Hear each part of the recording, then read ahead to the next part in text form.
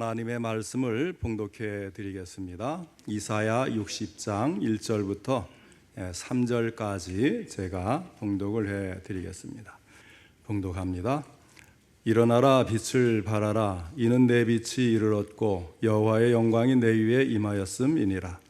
보라, 어둠이 땅을 덮을 것이며 캄캄함이 만민을 가리려니와 오직 여호와께서 내 위에 임하실 것이며 그의 영광이 내 위에 나타나리니 나라들은 내 빛으로 왕들은 비치는 내 광명으로 나아오리라. 아멘. 오늘은 일어나 빛을 발하는 교회라는 제목으로 함께 말씀을 듣겠습니다.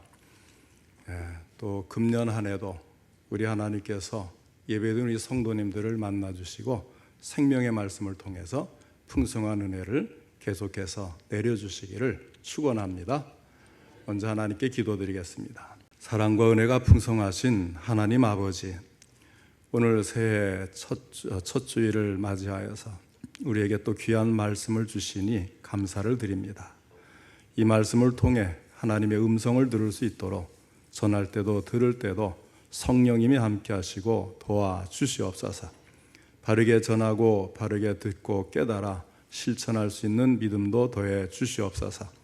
예수님의 이름으로 기도하옵나이다. 아멘. 오늘 본문에 나타나는 유다 백성들은 사실 굉장히 어려운 상황에 처해 있는 그런 때입니다.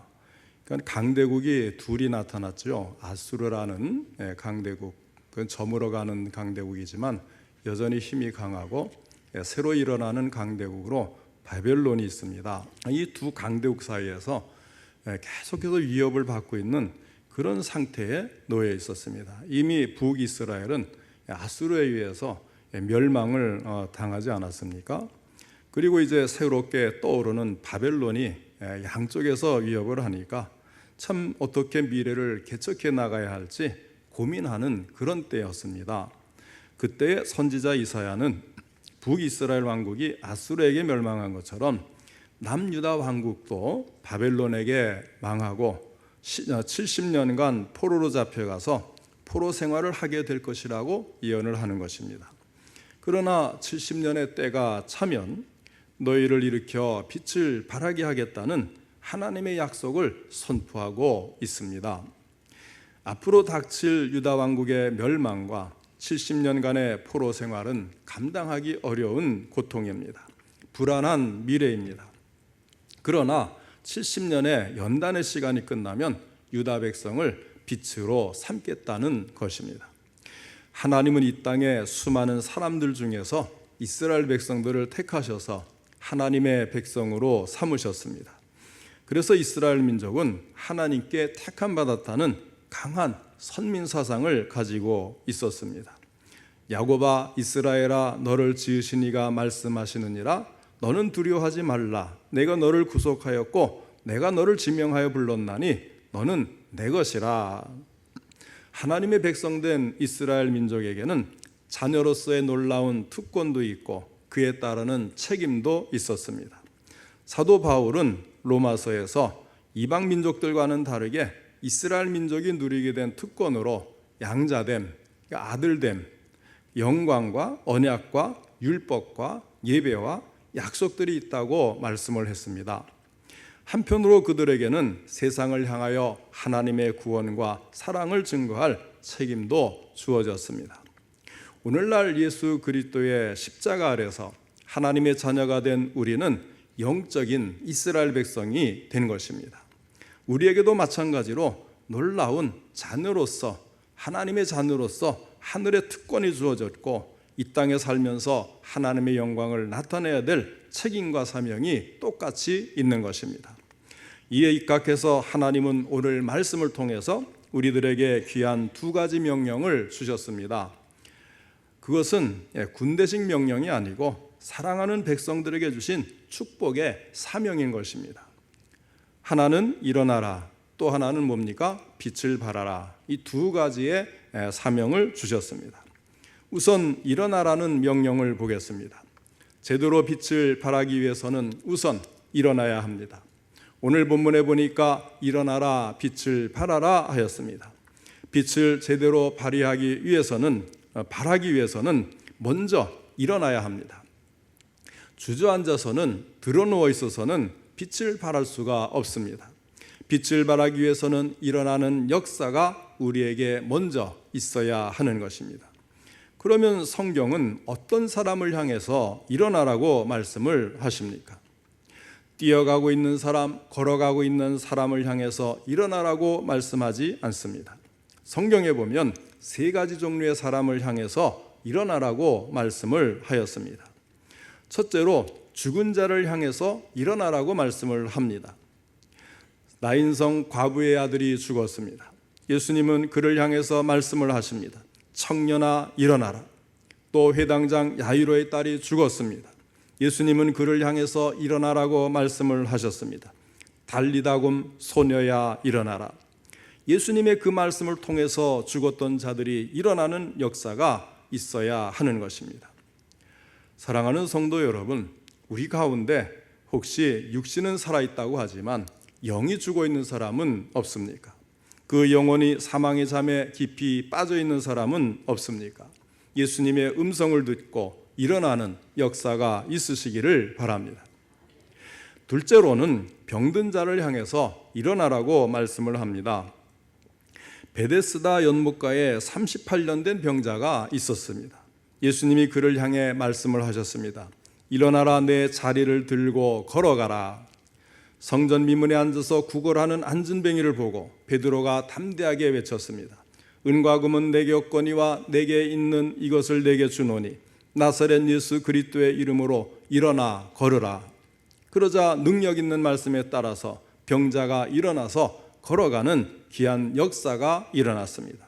사랑하는 성도 여러분, 우리 가운데 육신의 병으로, 심령의 병으로 고통당하는 분들이 있다면 오늘 예수님의 말씀을 듣고 다 일어나 강건함을 얻는 귀한 역사가 있으시기를 바랍니다. 셋째로는 잠자는 자를 향해서 일어나라고 말씀을 하셨습니다.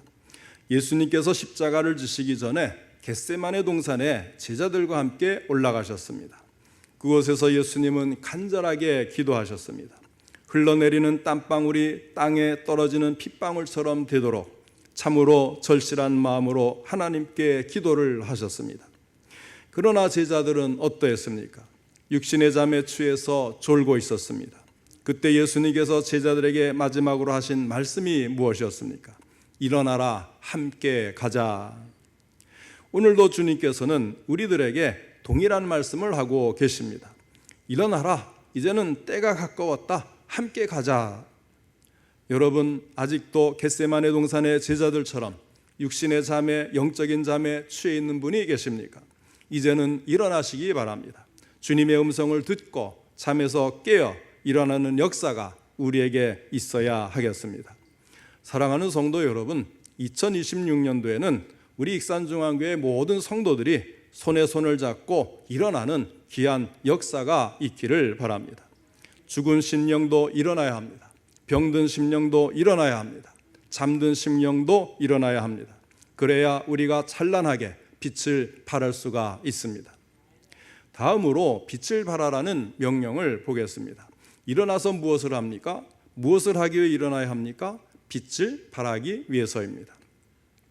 일어나라, 빛을 발하라. 이는 내 빛이 이를 얻고 여호와의 영광이 내 위에 임하였음이니라. 빛은 만물의 원동력입니다. 빛이 없으면 모든 것이 존재할 수가 없습니다. 그래서 하나님께서는 빛을 가장 먼저 창조하셨습니다. 빛으로 동물과 식물이 활동하고 성장합니다. 빛으로 하루가 시작되고 빛으로 인생이 시작됩니다. 예수님께서 세상에 진정한 빛으로 오셨습니다. 그 안에 생명이 있었으니 이 생명은 사람들의 빛이라. 그리고 말씀하시기를 나는 세상의 빛이니 하셨습니다. 빛으로 오신 주님은 우리를 향해서 세상에서 빛의 역할을 다 하라고 하였습니다. 너희는 세상의 빛이라. 산 위에 있는 동네가 숨겨지지 못할 것이요 이같이 너희 빛이 사람 앞에 비치게 하여 그들로 너희 착한 행실을 보고 하늘에 계신 너희 아버지께 영광을 돌리게 하라 하셨습니다. 이스라엘은 열방의 빛이었습니다. 그 빛이 힘을 잃으면 세상은 어두워집니다. 오늘 우리도 세상의 빛입니다. 우리 교회는 세상의 빛입니다. 우리의 빛이 힘을 잃으면 세상이 어두워집니다. 우리는 이 세상에서 어떤 빛을 비춰야겠습니까? 우리 교회는 밝게 빛을 비추는 교회입니까? 우리 성도님들도 밝게 비추는 하나님의 자녀들입니까? 우리가 사는 이 세상은 지금 어떤 빛을 필요로 하고 있을까요? 첫째로 생명의 빛을 발해야 합니다. 빛은 병원균을 죽이는 소독 역할도 합니다. 그리고 만물의 생장을 돕는 역할도 합니다. 빛이 없으면 살지 못할 이 생명체들이 참 많이 있어요. 교회는 세상 가운데서 죄를 물리치고 죽음을 이기는 생명의 복음의 빛을 비추어야 합니다.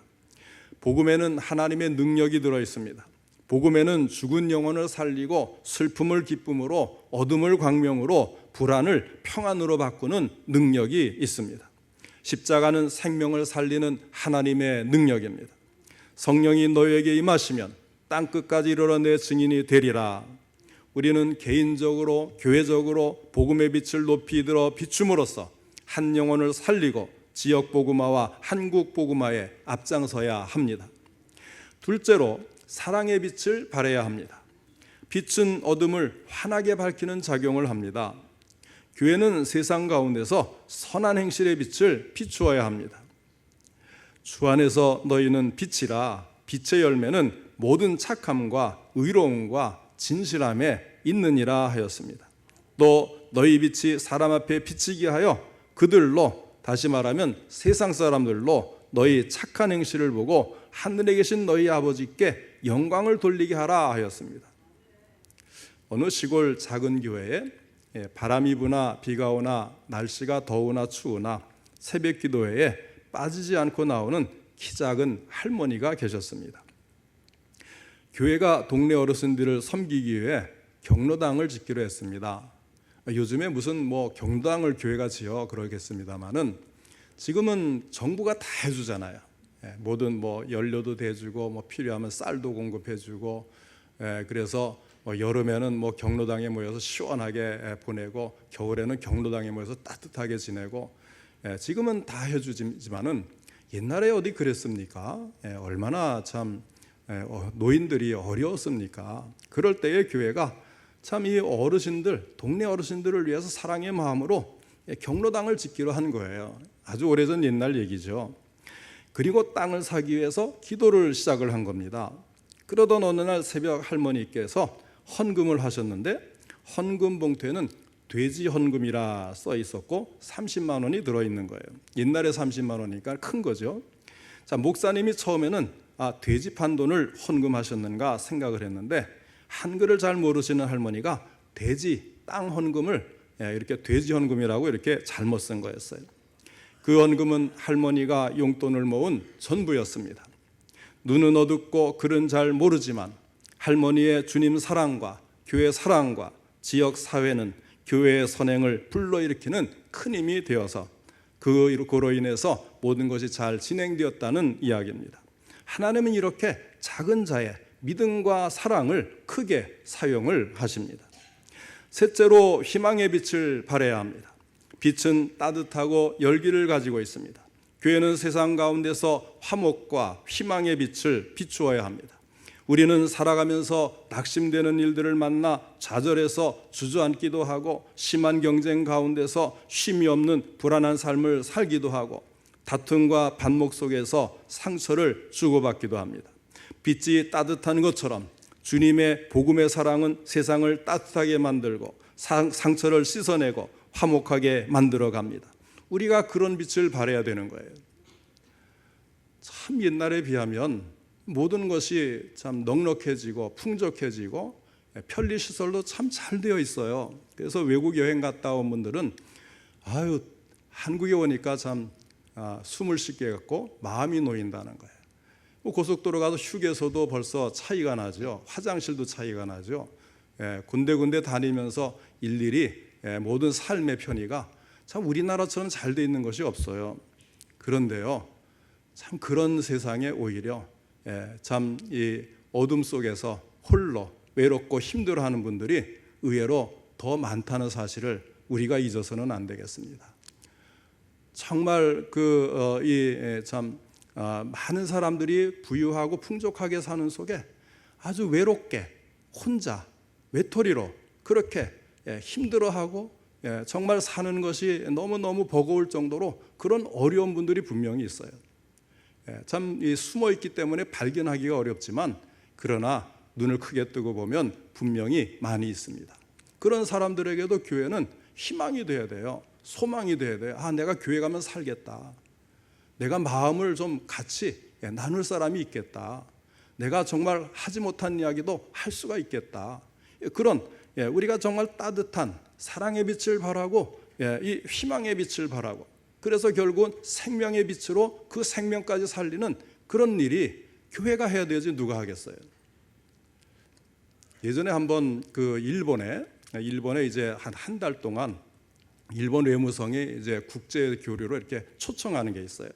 그래서 이제 한국 젊은이들하고 저도 이제 직장 생활 한 지 얼마 안 돼 가지고 20대 뭐 중후반에 젊은이들이 이제 다 같이 이제 한 30여 명이 일본으로 갔어요. 그래서 이제 일본 여러 나라를 이제 여러 군데를 이제 탐방도 하고 또 호텔도 좋은데 머물게 해주고 뭐 그러면서 그런 활동들 하는데 일본 지역 가 보니까 벌써 오늘날 우리처럼 아주 뭐 지역 사회가 다양한 활동들을 많이 하고 있습니다. 그래서 이 나라는 이렇게 하는데 너희 나라는 어떻게 하느냐 그러더라고요. 할 말이 없는 거죠. 지금처럼 정부가 돈이 있어서 여러 가지 이렇게 지원해주고 활동이 또 개인적으로도 동아리라든지 지금 많이 있잖아요.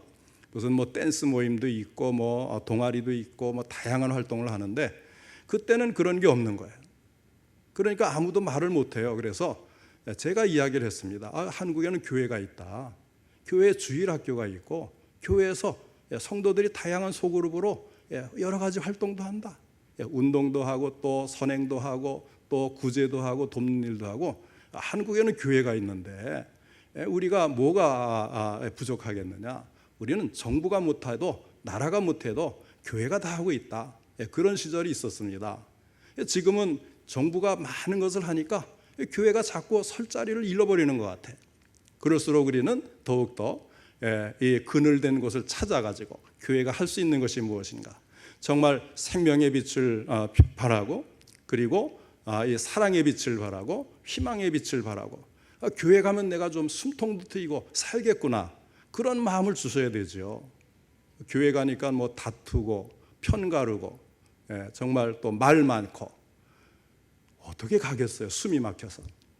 금년에는요 우리 성도님들 이런 옛날에 있는 것들을 다 죽여버리시기 바랍니다. 십자가 밑에 파묻어 버리시기 바랍니다. 그래서 마음을 확 열고 더욱더욱 따뜻하게 사랑하시길 바라요.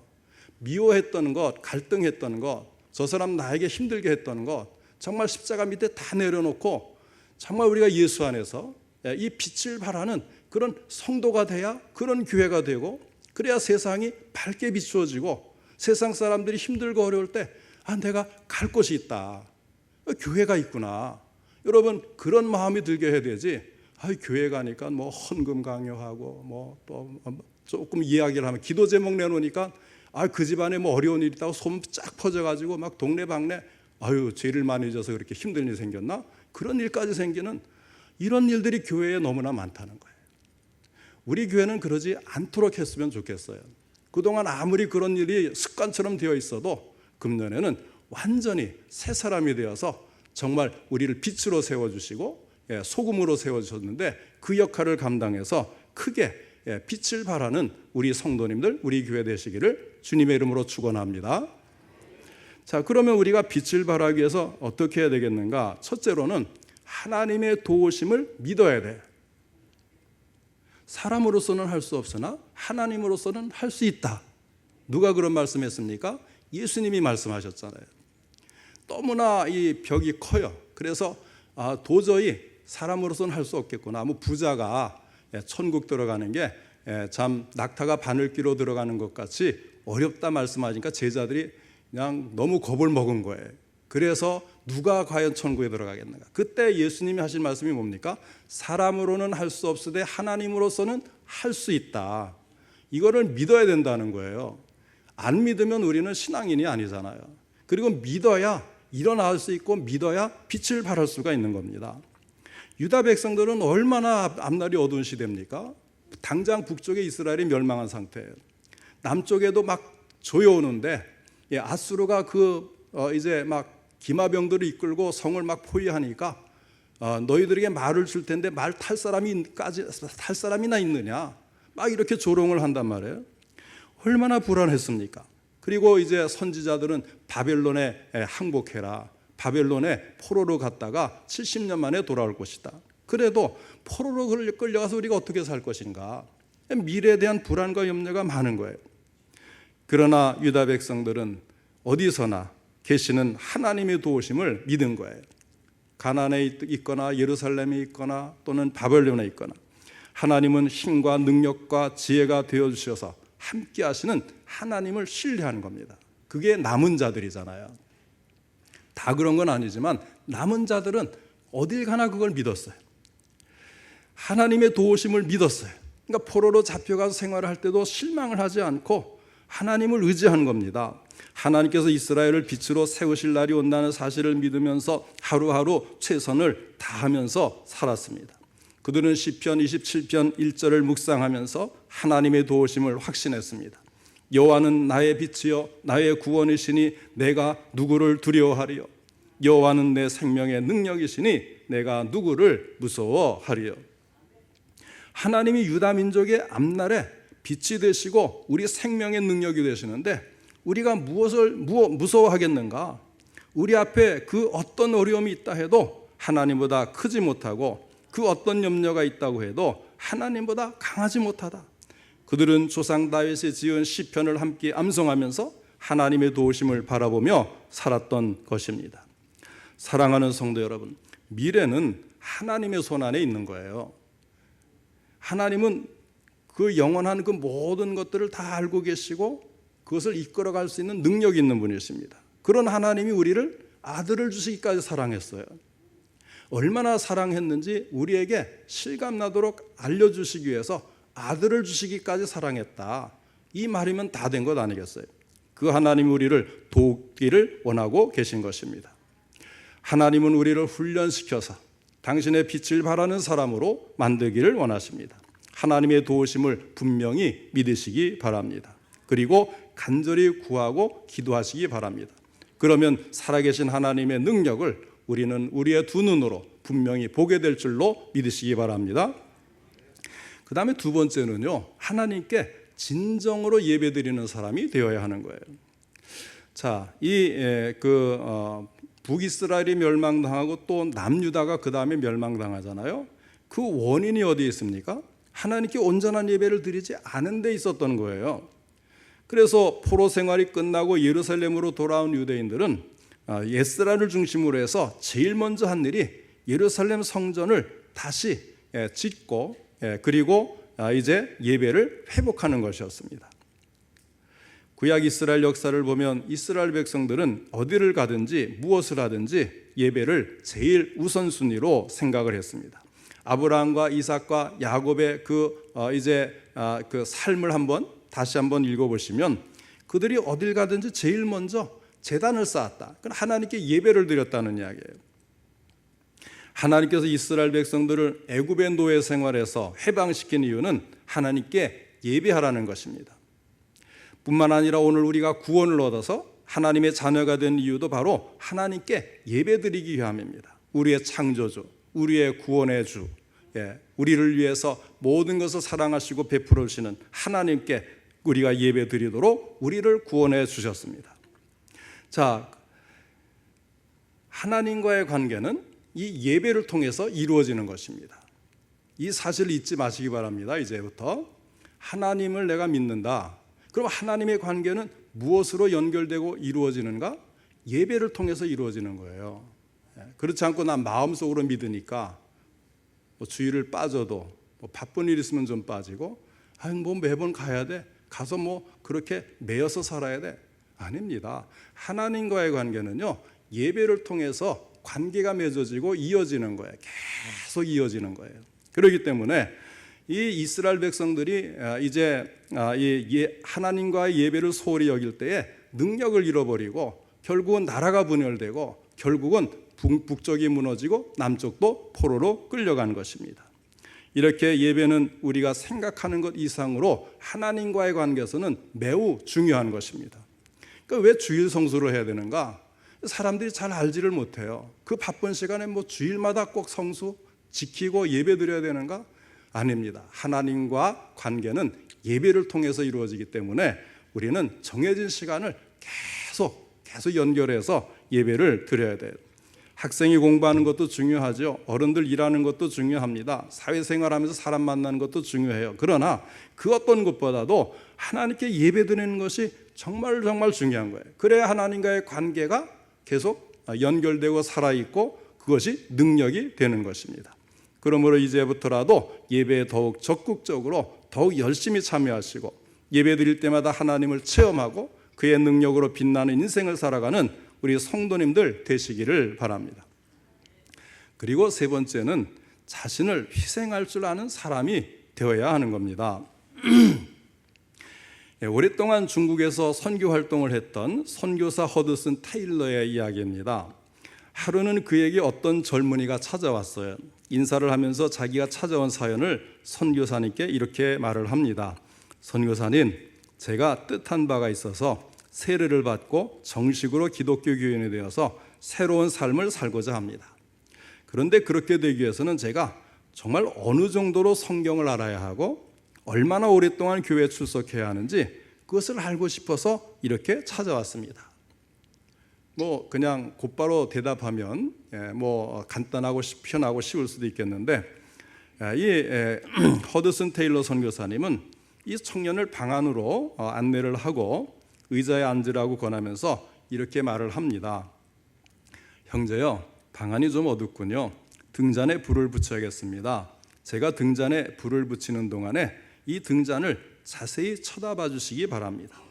허드슨 테일러 선교사는 이렇게 청년에게 등잔을 잘 보고 있으라고 말한 뒤에 심지에 불을 붙였습니다. 심지가 타들어가면서 방안이 환하게 빛나기 시작합니다. 그 모습을 보면서 선교사는 청년에게 물어봅니다. 형제여, 잘 보셨는지요? 이 심지가 어느 정도 타들어갔을 때 빛을 환하게 발하기 시작했다고 생각을 하십니까? 그 소리를 듣고 청년이 웃으면서 이렇게 대답을 합니다. 그야 물론 심지에 불이 붙는 순간에 환하게 빛이 났지요. 그 소리를 듣고서 허드슨 테일러 선교사는 젊은이의 손을 꼭 쥐면서 이렇게 일러주었습니다. 그렇습니다. 정확하게 잘 보았습니다. 기독교인이 되는 것도 꼭 이와 같습니다. 성경을 많이 알고 교회에 열심히 출석하는 것 물론 중요하지만 더욱 중요한 것은 주님께서 나를 사랑해 주셔서 내 대신 십자가를 지시고 피 흘리심으로 말미암아 나를 죄악 가운데서 구원해 주셨다는 그 놀라운 사실을 깨닫고 주님 앞에 겸손히 머리를 숙이는 바로 그 순간부터 우리는 그리스도의 작은 등불이 되어 환하게 빛날 수가 있는 것입니다. 오래 신앙생활을 한다고 교회 오래 다녔다고 빛을 발하는 게 아니라는 거예요. 단지 예수님이 믿어지는 바로 그 순간, 거듭난 바로 그 순간, 처음 믿은 순간부터 빛을 발할 수 있는 게 우리 그리스도인들의 모습인 거죠. 특권인 거예요. 그런데 언제 이것이 가능합니까? 등잔불을 켜면 기름이 소모돼야 되잖아요. 양초불을 켜면 양초가 녹아서 그것이 타올라야 되는 거예요.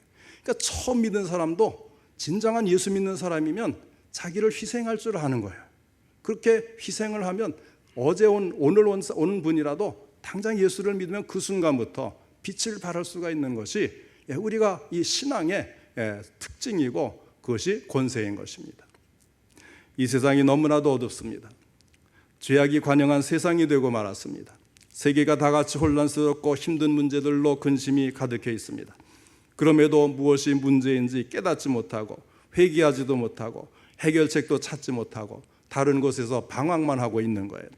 그래서 주님께서는 오늘도 우리들에게 일어나라, 빛을 발하라 이렇게 말씀을 하시는 것입니다.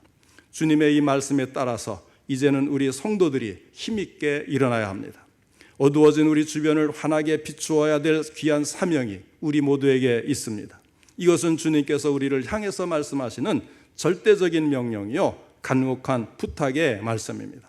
사랑하는 성도 여러분, 예수님이 머리요 주인으로 계신 교회는 세상의 빛이요 생명이요 희망입니다. 그리고 우리는 하나님께서 빛의 사람으로 세워주신 사람들입니다. 금년 2026년에는 하나님의 도우심을 믿고 하나님의 무한한 사랑과 능력을 받아서 이 세상을 밝게 비추는 아름다운 빛의 사람들이 되시기를 주님의 이름으로 축원합니다.